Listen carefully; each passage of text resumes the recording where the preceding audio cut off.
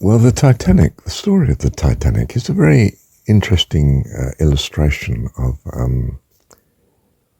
what integrity, in a sense, should be. For instance, let's take the design of the ship. As shipbuilders, Harland and Wolff, as they were, with an excellent reputation, should have maintained the following approach. They considered originally that the lifeboat requirement was some 40 lifeboats.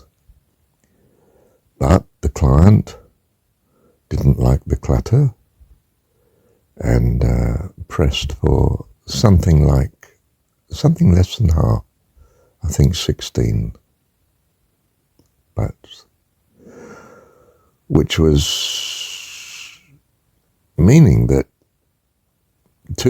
nearly two-thirds of the passengers and staff on the ship would not have a place in a lifeboat in an emergency that might demand such. Perhaps the argument being the ship was unsinkable. I don't think Harland and Wolff really took that approach in understanding. And therefore their integrity should have been to say to the client, the customer, well, no, we couldn't do that. We have a good reputation to defend. And we couldn't in all integrity agree to such a minimal complement of lifeboats. Similarly, somewhere in the construction, the rivets that hold the plates together in the ship's outer shield were, standard 3 instead of 4. And I think that means were just cast iron rivets instead of steel, and the steel are the stronger. I'm not sure by what estimated percentage, but significant. And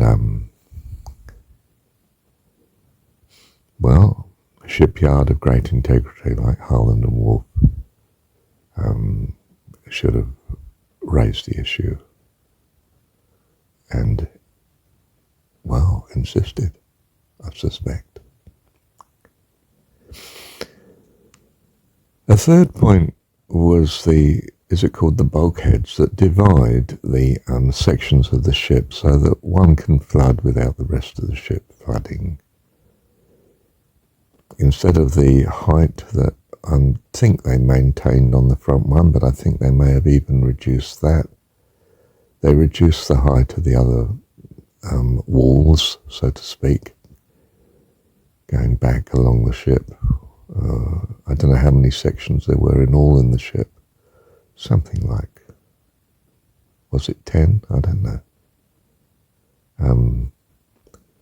They lowered the height, which meant flooding was more likely from one section to the next. So when the side of the ship was unzipped by scrubbing against the side of the iceberg, and the rivets just popped out one by one, you could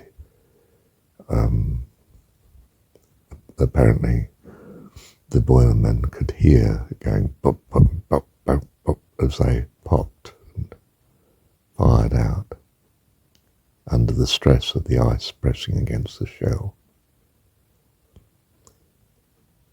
Something like more than 4 compartments were therefore flooded increasingly by the water coming over the top. So again, a safety issue that the shipyard itself well, needed to abide by, I guess. If we look at integrity now from the point of view of the officers, including the captain, again, in the light of what an experienced officer corps should have, the ship was sailing at full speed in understood iceberg threat conditions. That was unusual. The behavior was such that it was consistent with thinking that the ship was unsinkable. That's foolish.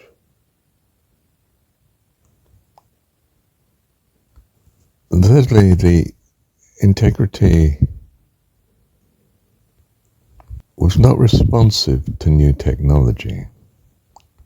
The telegraph was giving opportunity to be in constant contact with each other, other ships in the area, and warnings and information. The experienced nature of the leadership excluded adaptation to new technology and opportunities for safety. Unquestionably, ships needed continual telegraph manning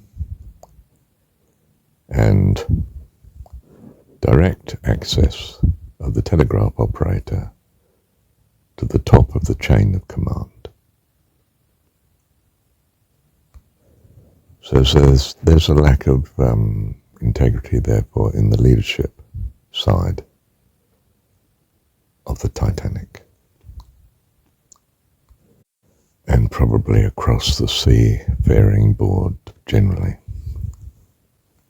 If even the White Star ships had been in constant communication with each other, the problem could have been averted. There was a culture or an ethos fault too, which was that the chain of command was so authoritarian and deferential that fairly obvious concerns could not be communicated to the captain. He was God in the circumstances, which for a mortal is always extremely dangerous. And the consequences were appalling. Even in court afterwards, it was almost impossible for the officers to claim that the captain was making a dud decision, to steam full ahead in the circumstances that were apparent at the time. Then there's integrity in the company ownership itself, driven from its competitive enterprise point of view, concerned about being a very prestigious situation, keeping schedule, being an outstandingly successful first crossing of the Atlantic by the ship, doing it at good speed, meeting deadlines, a great desire that it seemed perfect, the best.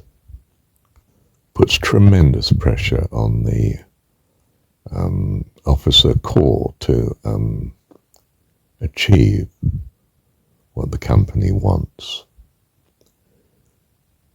Because, of course, their careers are in the company's hands. We see the ship taking risks generally where it's not needed, where it's anything but good.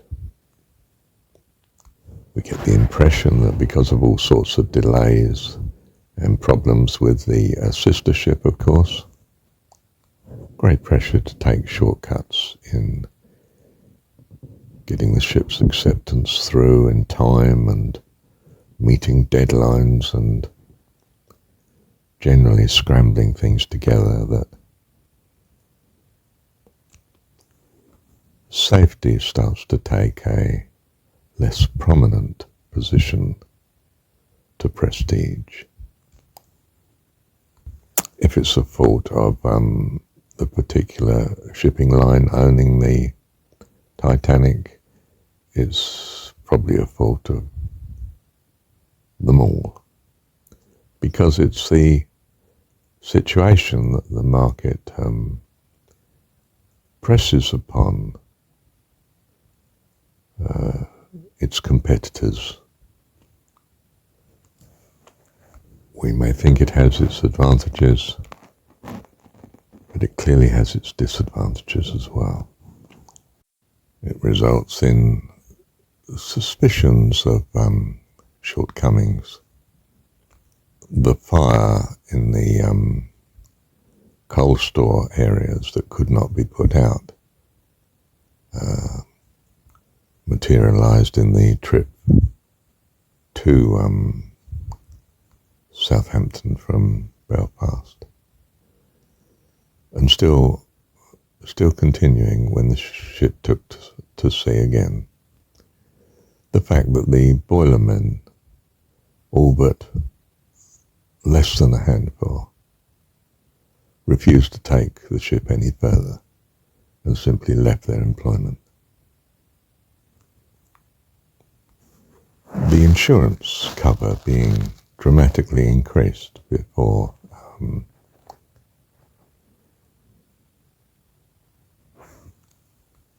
maiden passenger voyage. The absence of the CEO of the company being on a maiden voyage. How amazing. I mean, it's so prestigious. And what was the pressure on all to sign the ship off as seaworthy to meet the deadlines of the maiden voyage? And is it rumours or fact that there was a ship of the same shipping line that left America with all sorts of blankets and provisions to rendezvous, apparently, at a place that was not, of course, met, because the captain of the Titanic was swung the ship rather further south to avoid expected limits of the floating ice, at least from past experience. And such ship just returning, a voyage to no point, to the American coast. And so rumour runs rife, and is hoped to be dismissed as conspiracy theorising. In all, then, the lack of integrity delivers a possible responsibility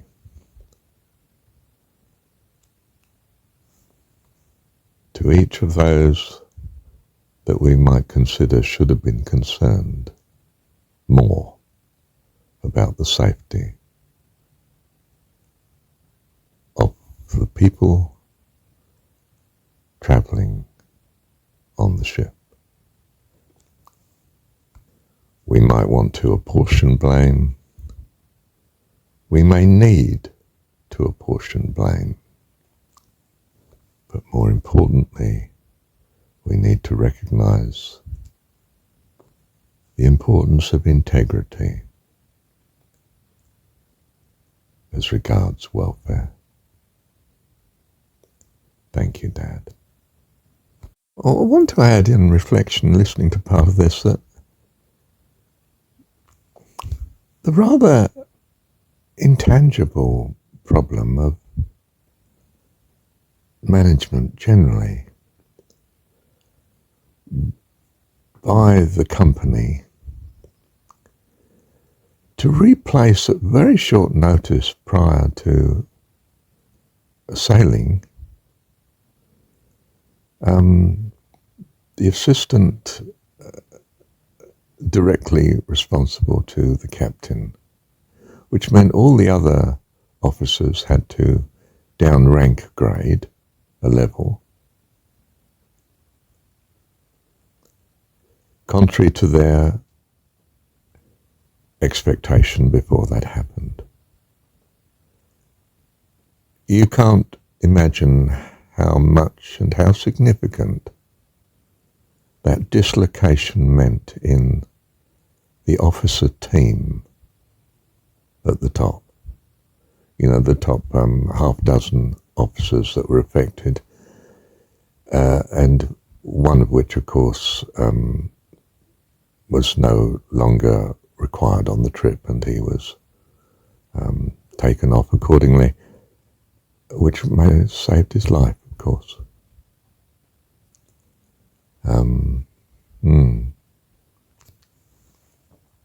You could say the culture in that occupation and in the culture generally at the time was not rating highly enough the principle of the team. Those intangible qualities that hold a body of people together, that they function at their best. And a disregard of that may have been fundamental in the captain himself, of course, not receiving good advice because of a great deference to the leader. But again, we see a management failure of integrity to recognize what's important, humanly speaking, in the venture that they're on. Thank you, Dad. So we're reminded of a lesson that man is not God. It's no good claiming he's an avatar, therefore I do everything he says. That's an extraordinary loss of integrity by the individual, and to be abhorred. Call no man master, Lord, certainly not God, or avatar, or guru. Thank you, Dad. Okay then, so in conclusion, rounding on my own recording as here, big mistake to judge, as in condemn, in apportioning blame and then condemning. Captain did this wrong, owners of the company did this wrong, designers did this wrong. Okay? We need to discern what would have been better, what would be right, and ideally, therefore, I guess, will be right in the future, and we make new laws and regulations accordingly, and we become sensitive to all sorts of issues we might not have been sensitive to before. But wrong to condemn them as wrong, only that they could have been more right if they had known this and so on and so forth, and we don't know if they did or didn't, and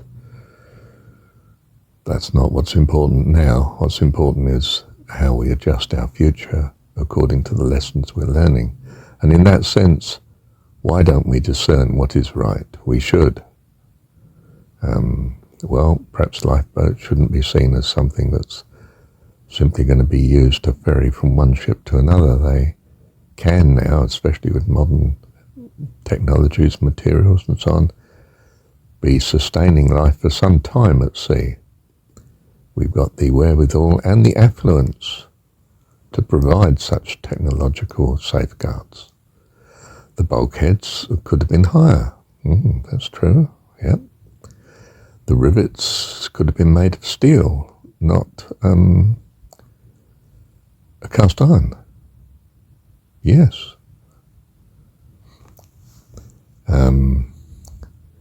Certainly better communications between the fleet and other ships at sea would have been invaluable.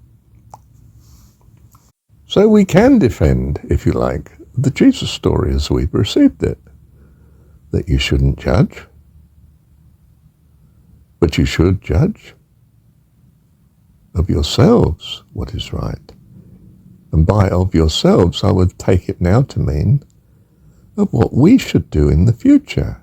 It would be right to take the following precautions and so on.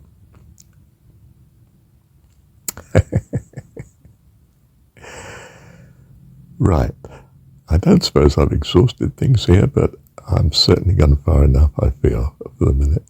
Thank you. Thank you, Heavenly Father.